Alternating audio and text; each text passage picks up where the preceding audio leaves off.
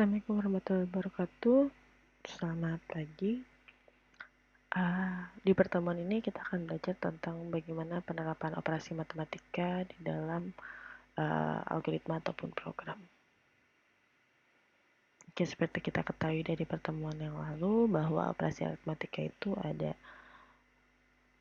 operasi matematika pasti menggunakan operator aritmatika atau operasi aritmatika. Nah, di situ ada operator penjumlahan, operator pengurangan, operator perkalian, pembagian, dan juga modulus atau sisa hasil bagi. Kita akan lihat satu-satu. Misalkan di operator penjumlahan. Anggaplah kita punya suatu problem. 5 plus 10 itu sama dengan berapa? Kita mau menjumlahkan dua buah bilangan, yaitu bilangan pertama adalah 5, dan bilangan kedua adalah 10. Nah, bagaimana cara kita menjadikan problem ini kita selesaikan dalam bentuk algoritma atau dalam bentuk program. Tadi kemarin saya sudah menjelaskan bahwa dalam program atau algoritma kita butuh wadah untuk menampungnya. Yang pertama, setidaknya kita butuh wadah untuk menampung hasil dari 5 plus 10. Kemudian kita juga harus menyimpan nilai 5 ke dalam satu wadah dan 10 ke dalam wadah lain. Anggaplah kita punya 3 wadah yang bernama X, Y, Z. Jadi saya punya 3 variabel, yaitu variabel X, variabel Y, dan variabel Z.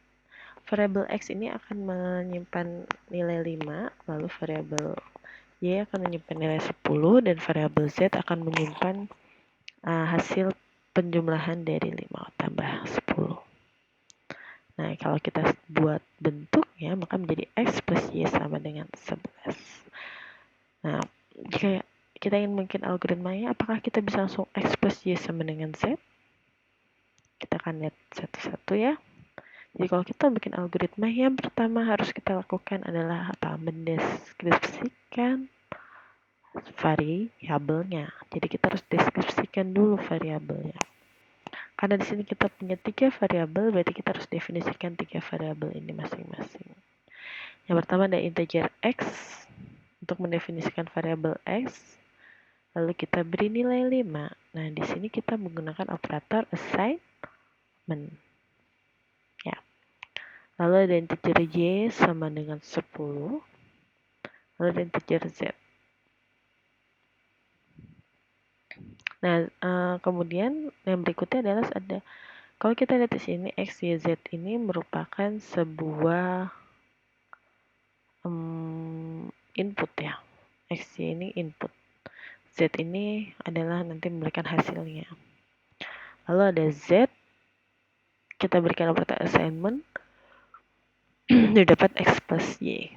Ya, jadi jangan lupa kalau di dalam algoritma atau program, prosesnya itu kita balik hasilnya dulu, baru inputnya apa. Ya, jadi kalau saya punya kayak tadi, saya mau menjumlahkan X plus Y sama dengan Z, dan X-nya saya isi dengan 5, Y-nya saya isi dengan 10. Nah, kalau saya mau bikin, tadi kan algoritma dalam bentuk pseudocode-nya, nah kalau kita mau bikin dalam bentuk flowchart, berarti sini sudah selesai. Lalu ada input X sama dengan, integer X sama dengan 5. Lalu ada input lagi, integer Y sama dengan 10. Nah, kemudian berikutnya ada integer Z. Nah, misalkan sini Z-nya saya berikan nilai 10. Z-nya ini masih bernilai 0, berarti sini saya bisa buat integer Z sama dengan 0. Berikutnya saya akan punya satu proses, yaitu Z sama dengan X plus Y. Di sini baru misalkan kita punya misalkan cetak atau print atau menampilkan ke layar print Z, baru di sini nanti selesai. Nah ini yang disebut sebagai ini flowchart dari proses penjumlahan dua buah bilangan. Jadi ketika kita membuat algoritma untuk penjumlahan dua buah bilangan, kita tidak hanya membuat algoritma ini saja, tapi kita harus mulai dari deklarasi variabel. Jadi ini kita sebut sebagai deklarasi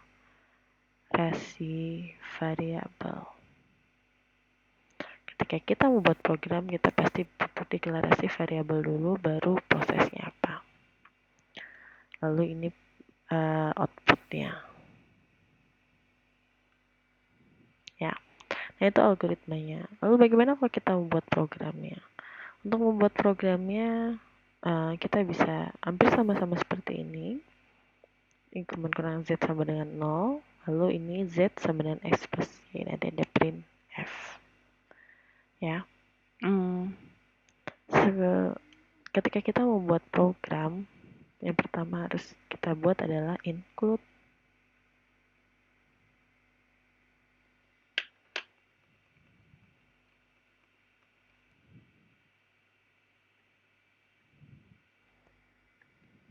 Kita pakai include stdio.h. Ini adalah header-nya. Jadi header yang digunakan ketika kita menerima input atau menampilkan output ke layar, kita harus pakai stdio.h. Atau ini sebenarnya standar input output header. Lalu kita harus punya integer main. Jangan lupa ini huruf kecil semua.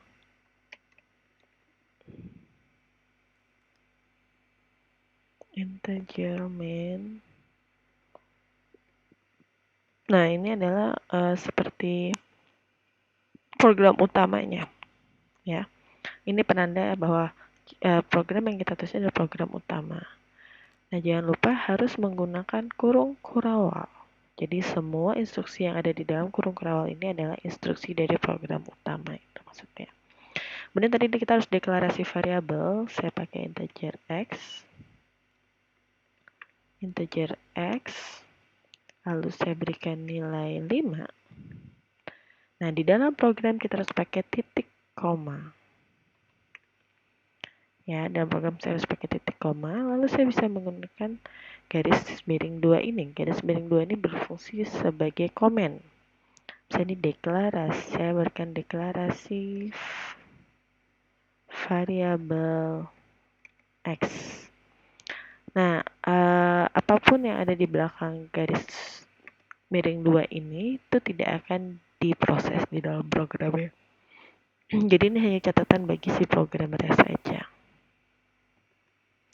Lalu ada integer y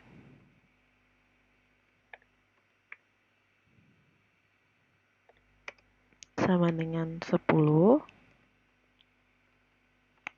Lalu ada integer z sama dengan 0. Nah, ini ada deklarasi variabelnya. Kemudian kita punya proses z sama dengan